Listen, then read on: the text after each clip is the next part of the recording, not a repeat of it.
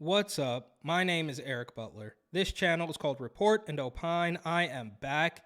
And from the SF Gate, Newsom sending National Guard to San Francisco to help with fentanyl crisis.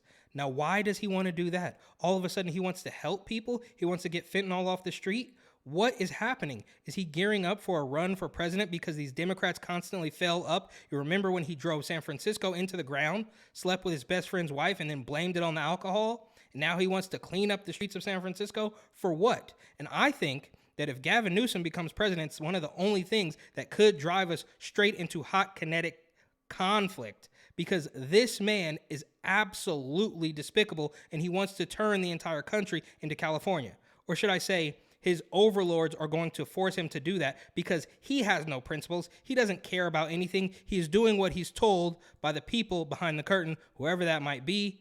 Whether it's the Council on Foreign Affairs or the WEF or the WHO, I don't know. Different point, and I digress. They say, the San Francisco Police Department and the Office of San Francisco District Attorney Brooke Jenkins are partnering with the California National Guard and the California Highway Patrol in an effort to stymie the city's ongoing struggles with fentanyl. Yeah, well, before fentanyl, you had just crack and H and everything, and you never tried to stop it then. It's only devolved over the past, 2 decades, but now for some reason you're pretending that you're going to stop it. And remember when London Breed, who was also completely corrupt and took gifts to fix her car, even though she's the highest paid mayor in the country, she declared a state of emergency in the Tenderloin. And did anything get fixed? Absolutely not. California Governor Gavin Newsom, who toured the Tenderloin with San Francisco Mayor London Breed, a little bit of corrupt on corrupt action, and nobody's going to fix anything. They're only going to siphon money through the, via whatever new government programs that they claim is going to fix the problem. And we saw that hugely viral video. I shouldn't say hugely viral, but I certainly saw it, of reporter Savannah Hernandez in San Francisco going to one of these clean needle sites, and they get a box of drug paraphernalia. And when the guy asks where he can go to try to kick the habit, they say, I don't know. So that's how serious they're taking these problems. State Attorney General Rob Bonta earlier this week announced the plan Friday. Two truths can coexist at the same time. So now they're going to get into probably some mental gymnastics or twist themselves up into a pretzel trying to explain what's happening and why it's not their fault, and maybe blame it on Republicans, even though they haven't had a Republican as mayor probably since the 70s. I couldn't even find the last Republican mayor of Oakland. I got conflicting sources. Anyways, I digress. Different point. San Francisco's violent crime rate is below comparably sized cities like Jacksonville and Fort Worth. Okay, yeah, Florida. Blame Florida. Ron DeSantis. Just like I said, like clockwork, they have to throw something out at a Republican. And obviously Republicans are not perfect. Nobody's perfect, but these are your problems. You guys have this supermajority. You're in complete control of absolutely everything, and you can do nothing but point the finger at Texas and Florida. And there's also more we must do to address public safety concerns, especially the fentanyl crisis, he said in a news release. We're taking action.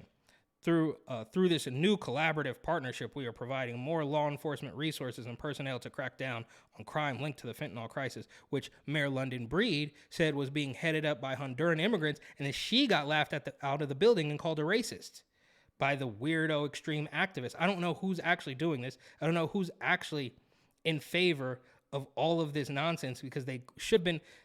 Are they just paid Soros protesters who are mad at a black woman who's the mayor of a major American city for pointing out the criminals responsible for a lot of the drug trade? I mean, this is so bizarre. It's all off the wall.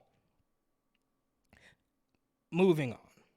To crack down on crime linked to the fentanyl crisis, holding the poison peddlers accountable, and increasing law enforcement presence to improve public safety and public confidence in San Francisco. Yeah, good luck. It's not going to work, right? You guys went all in on the Rona propaganda, proof of paperwork, mask this, mask that, stay home, while Gavin Newsom's out at French Laundry and London Breed is out dancing to Tony. Meanwhile, there was more than double fentanyl overdoses than there was Rona deaths, and you want me to believe that these people have your best interest in mind? Give me a break. The release said the new partnership means that the state's highway patrol will assist the police department with technical assistance, training, and drug trafficking enforcement within, quote, key areas of the city, including the Tenderloin. The California National Guard, meanwhile, will dedicate personnel and resources towards dismantling fentanyl distribution rings. Yeah, I bet they won't. I mean, there's no way that you're going to convince me that some of these politicians are not profiting off of this drug trade. And that's why they love sanctuary cities.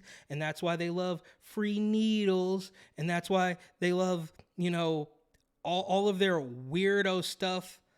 Don't stigmatize, but they will help you. They will do everything except for put the dope in your hand. They'll give you a needle. They'll give you a little rubber band. They'll give you a little piece of foil. They'll give you a lighter. They'll give you everything except the dope itself, right? And when you OD on that, they're going to get a cut of the deal that they get with Narcan, and the cycle continues. It's all absolutely despicable.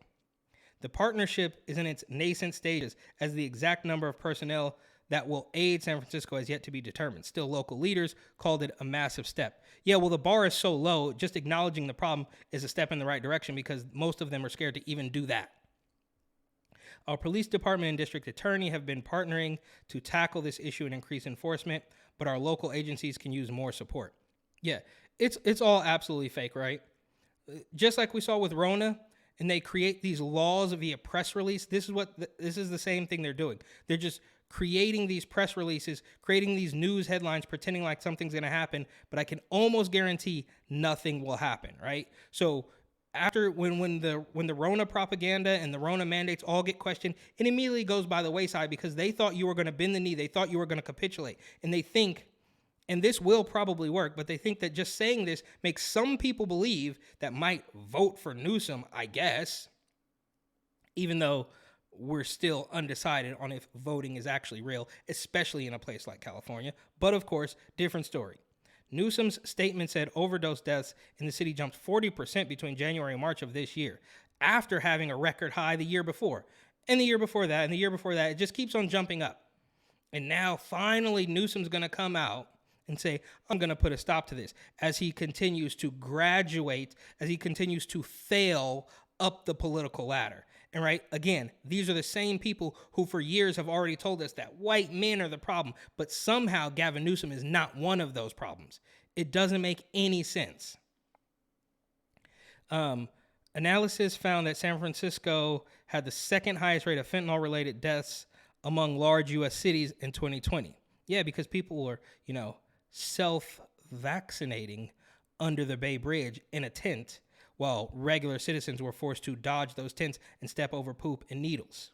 It's all absolutely disgusting. Nothing's going to happen. It might only get worse. Somebody, of course, will gain some money. Some money will change hands in this deal, but they're not going to clean the streets of fentanyl. And Gavin Newsom will probably run for president. And if voting is even remotely real, he will not stand a chance. But this is the world we live in, and it's all par for the course in the backwards, bizarro clown world. So, thank you for watching. Please like, comment, share, and of course, subscribe.